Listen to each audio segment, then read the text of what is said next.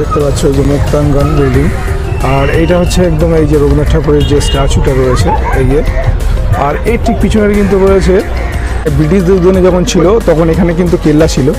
এখন কিন্তু কেল্লার কোনো অস্তিত্ব নেই, কেবলমাত্র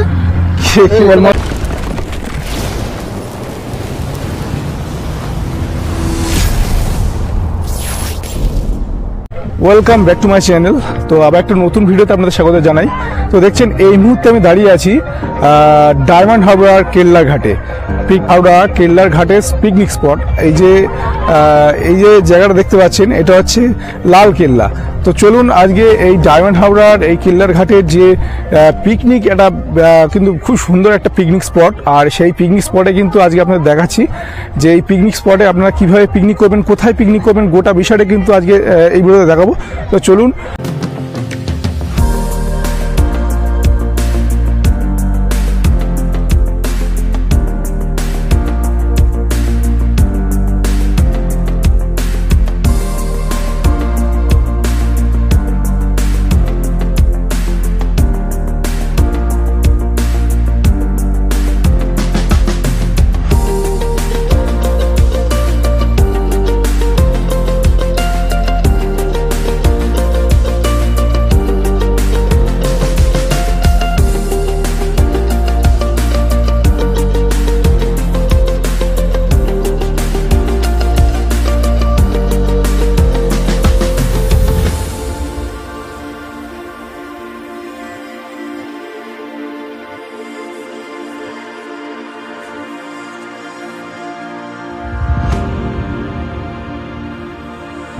দেখতে পাচ্ছেন এই হলো ডায়মন্ড হারবার মুক্তাঙ্গন। সামনে কিন্তু রয়েছে রবীন্দ্রনাথ ঠাকুর মন্দির, একটা মূর্তি রয়েছে। তো চলুন সেটাই দেখাই।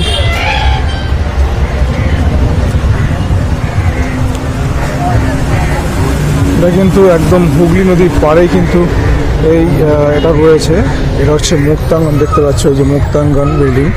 আর এইটা হচ্ছে একদম এই যে রবীন্দ্রনাথ ঠাকুরের যে স্ট্যাচুটা রয়েছে এই যে, আর এর ঠিক পিছনে কিন্তু রয়েছে যে পিকনিক স্পট ডায়মন্ড হারবার, সেটাই কিন্তু রয়েছে। এটা হচ্ছে রবীন্দ্রনাথ ঠাকুরের একটা বিরাট বড় স্ট্যাচু। আর ডান দিকে রয়েছে এরকম বসার জায়গা, দেখতে পাচ্ছেন এই যে। আর ঠিক সামনে রয়েছে হুগলি নদী, অসাধারণ জায়গাটা কিন্তু।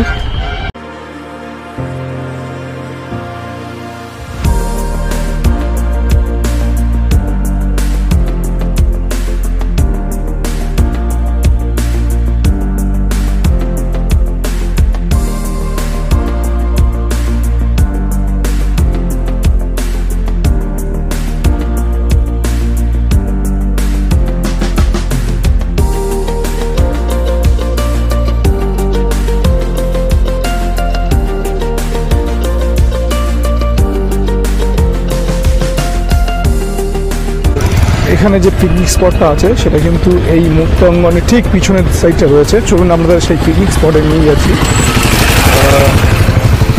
আর এদিকটা অলরেডি কিন্তু ভাটা করতে শুরু করেছে।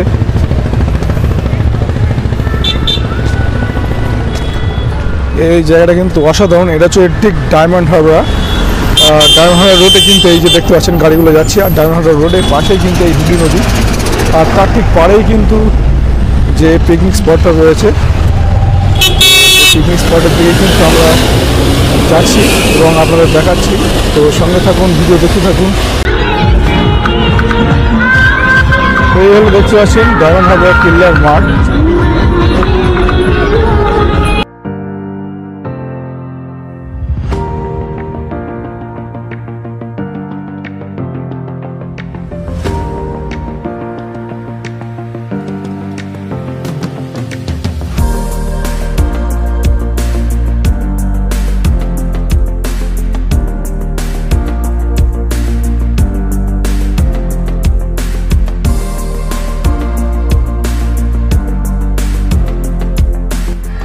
জানুয়ারি মাস পুরোটাই গোটাটাই কিন্তু পিকনিকের পরিবেশ চারিদিকে দেখতে পাচ্ছেন।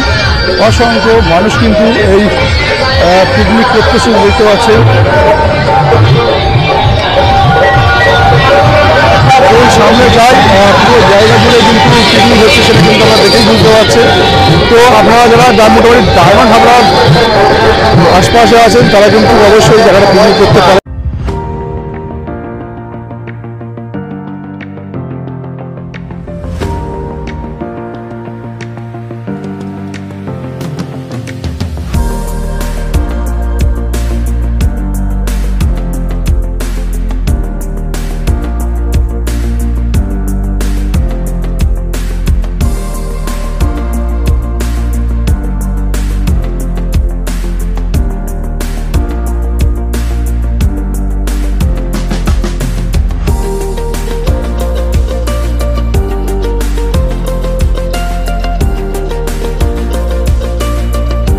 সম্ভবত টয়লেট, এটা মহিলাদের টয়লেট।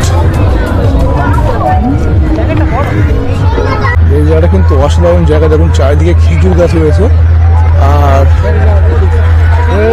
আর এই খেজুর গাছের মধ্যে দিয়ে এই ধারটা দেখতে পাচ্ছি আমরা।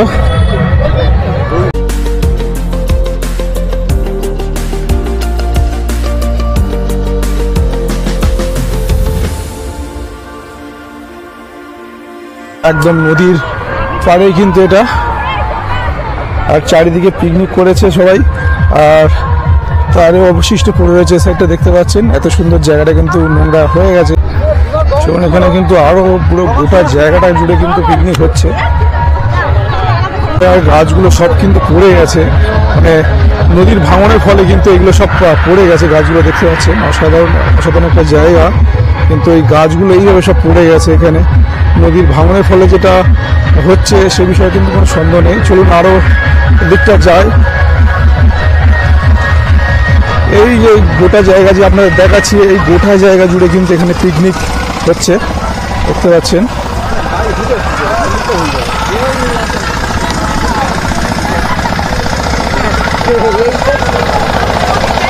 দেখতে পাচ্ছেন এসব জায়গাগুলো পিকনিকের পুরো শেষ পর্যায়ে চলে এসছে আমরা। মানে এখন বাজে প্রায় 5টার কাছাকাছি বাজে, আর যার জন্য দেখতে পাচ্ছেন সবার কিন্তু পিকনিক।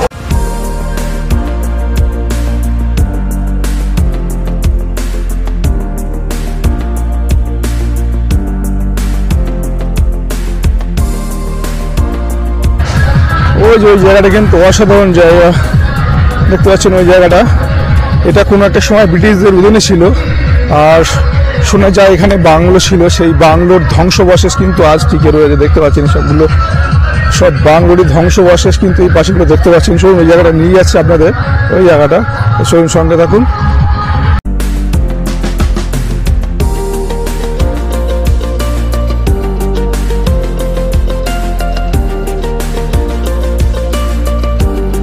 ডায়মন্ড হাবড়ার মধ্যে কিন্তু এর থেকে সেরা জায়গা কিন্তু হতেই পারে না। খুব অসাধারণ একটা জায়গা কিন্তু আজকে আপনাদের দেখাচ্ছি। এই জায়গাটা কিন্তু গোটা জায়গাটা কিন্তু একদম পিকনিকের কিন্তু অসাধারণ জায়গা। যারা ডায়মন্ড হাবড়ার আশপাশে আসেন তারা কিন্তু এই জায়গাটা কিন্তু পিকনিক এবং শীতকালীন মৌসুমে ঘোরার কিন্তু আসতো জায়গা। চলুন এই একটা জায়গায় এসেছি, সেই জায়গাটা আপনাদের দেখায়, কত সুন্দর একটা জায়গা দেখুন।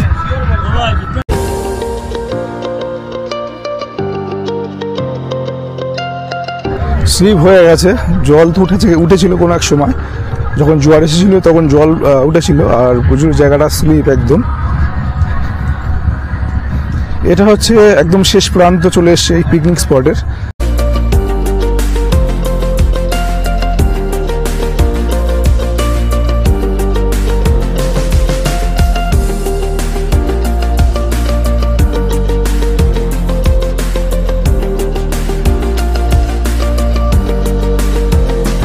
এই যে এই জায়গাটা দেখুন কত সুন্দর একটা জায়গা,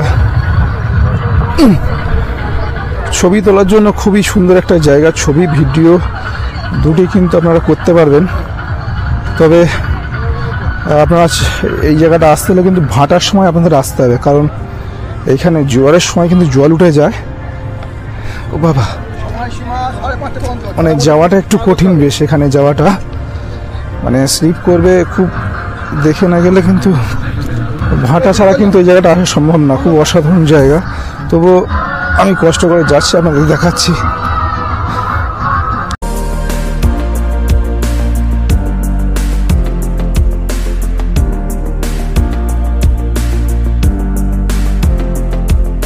তো এটা দেখছেন এই যে লাল কেল্লা, মানে ব্রিটিশদের দিনে যখন ছিল তখন এখানে কিন্তু কেল্লা ছিল।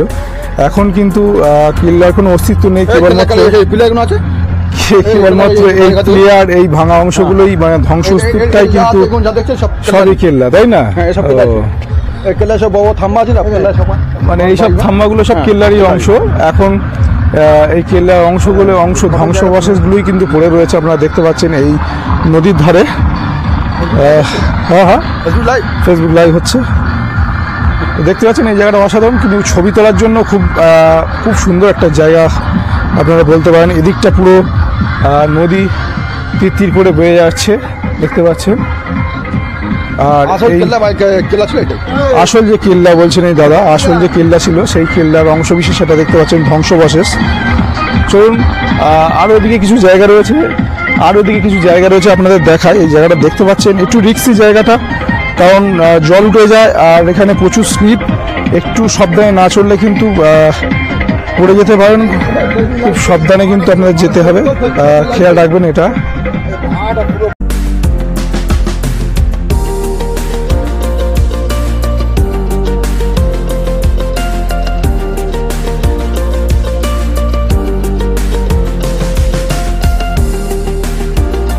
অসাধারণ মানে পিকনিকের পরিবেশ, সেটা কিন্তু আপনারা দেখেছেন কত সুন্দর একটা পিকনিকের পরিবেশ। মোটামুটি আপনারা কলকাতা থেকেও কিন্তু আসতে পারেন, কোনো সমস্যা নেই, কারণ এখানে ট্রেন এবং বাস উভয় পথেই কিন্তু আপনারা আসতে পারেন। যদি ট্রেনে আসেন তাহলে শিয়ালদা থেকে সাউথ শাখায় যে কোনো ট্রেন ধরে কিন্তু আপনারা এখানে আসতে পারেন। ডাউন হাওড়া নেমে ওখান থেকে মাত্র 10 টাকা টোটো ভাড়াতে কিন্তু এই জায়গায় পৌঁছাতে পারবেন, এই ডাউন হাওড়া যে কেল্লার ঘাট এখানে পৌঁছাতে পারবেন। এবং বাস রুটে যদি আসেন ধর্মতলা থেকে বাস কিন্তু আপনারা ডায়মন্ড হারবার যে কোনো বাস ধরে কিন্তু এখানে পৌঁছাতে পারেন খুব সহজ ইজি, মাত্র 2 ঘন্টার মধ্যে কিন্তু এই জায়গায় আপনারা আসতে পারেন। খুবই সুন্দর একটা জায়গা আপনাদের সামনে তুলে ধরলাম। তো মোটামুটি যাই হোক, ভিডিও যদি আপনাদের ভালো লাগে প্লিজ লাইক, কমেন্ট, শেয়ার ও সাবস্ক্রাইব করবেন। তো দেখা হবে আবার নতুন একটা ভিডিওতে, ততক্ষণ আপনারা ভালো থাকবেন, সুস্থ থাকবেন, টাটা।